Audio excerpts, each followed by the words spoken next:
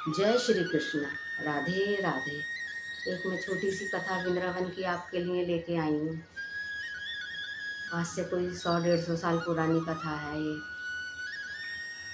सारे मंदिर बंद हो चुके थे। रात के 11 बजे का समय था।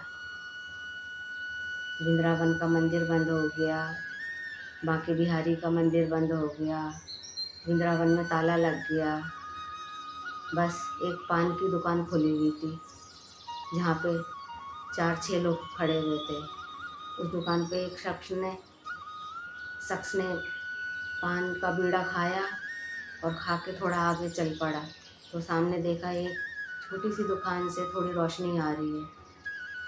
उसने पूछा, बाबा जी दुकान अभी तक बंद नहीं करी, अभी तक काम कर रहे हो? तो बाबा जी बोले मुस्कुरा के, ये पापी पेट का सवाल है, काम तो करना ही पड़ेगा। ये कह के वो काम में लग गए और वो शख्स भी अपने घर की साइड चल दिया। और बाबा जी सिर झुका के फिर लड्डू बनाने के लिए बनाने लगे और मन में सोचते जा रहे थे कि आज तो मंदिर जाने की भी मौका नहीं लगा, इतना काम में व्यस्त हो गया। रोज़ जाता था, आज का दिन रह गया मेरा। ये सोचते जा रहे थे और लड्डू बनाते जा रहे थे।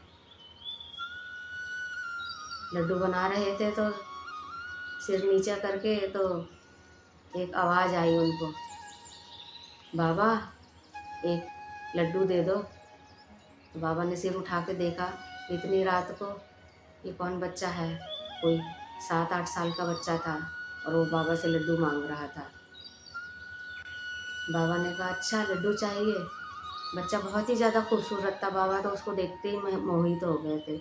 बड़ी बड़ी आँखें थी, सुंदर केस थे, हाथों में कड़ूले थे, घुंघराले केश थे और होठों के ऊपर हल्की मंद सी मुस्कान। रूप तो देखते ही बन रहा था बच्चे का।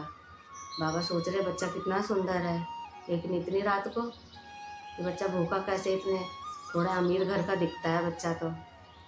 बच्चा बोला, बाबा मुझे लड्डू दे दो। बाबा ने कहा, हाँ हाँ ले लो। तो बाबा ने उसको लड्डू देने लगे तो बच्चे ने कहा, बाबा ये मेरा कड़ा ले लो और लड्डू दे दो। बाबा ने कहा, कड़े की कोई ज़रूरत नहीं है, आप लड्डू खा लो। बच्चे ने कहा, नहीं, जब तक आप मेरा ये कड़ा नहीं लोगे जब तक मैं लड्डू नहीं खाऊंगा। और बच्चा भी बोले जा रहा था, कड़ा दूंगा तो लड्डू लूँगा। तो बाबा ने कहा, बच्चा जिद कर रहा है, चलो कोई बात नहीं, जब लड्डू खा लेगा तो मैं उसका कड़ा इसको वापस दे दूँगा। बाबा ने उसका मन रखने के लिए उसका कड़ा ले लिया और उसको कहा, लड्डू खा लो जितने खाने हैं। बाबा ने एक लड्डू उसके हाथ में रखा और बाबा साइड में उसका कड़ा लेके रखने ही लगे थे कि लड्डू खा लेगा तो वापस कर दूंगा। जैसे ही बाबा ने मुड़ के देखा तो बच्चा गायब। तो बाबा सोचने लगे बच्चा कितना संस्कारी था, लड्डू तो चाहिए लेकिन फ्री में नहीं चाहिए, कुछ देना है तभी कड़ा चाहिए।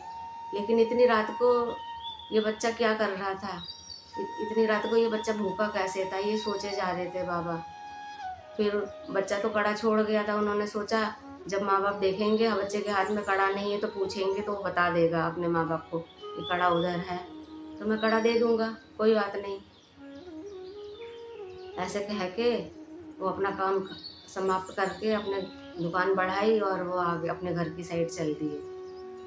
दूसरे दिन आए, वही दुकान में जैसे सबके एक छोटा मंदिर होता है, उनके भी दुकान में एक छोटा मंदिर था।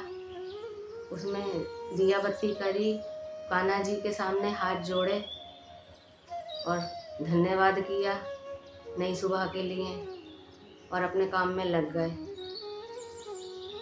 तो देखा सामने से भंडारी जा रहे हैं दुकान के सामने से, तो उन्होंने आवाज़ लगाई, भंडारी जी राधे राधे, जय श्री कृष्णा, बड़े परेशान से दिख रहे हो, क्या बात है?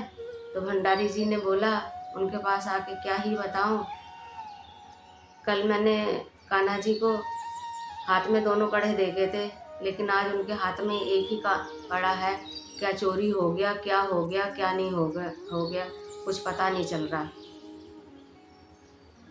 ये सुनते ही बाबा जी के हाथ पैर फूल गए और पसीने पसीने हो गए कि ये क्या बोल रहे हैं भंडारी जी। और वो तो मूक हो गए बिल्कुल।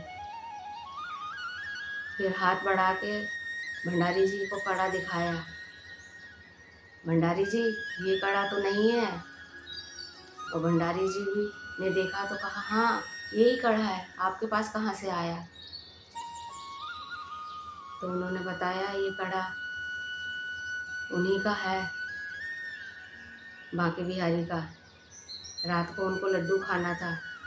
उन्होंने लड्डू तो खाना था, लेकिन उन्होंने ऐसे लड्डू नहीं लिया। पहले ये कड़ा दिया, फिर लड्डू खाया। तो भंडारी जी के ध्यान में आया, ओ मैं कल तो उनको भोग लगाना भूल गया था लड्डुओं का।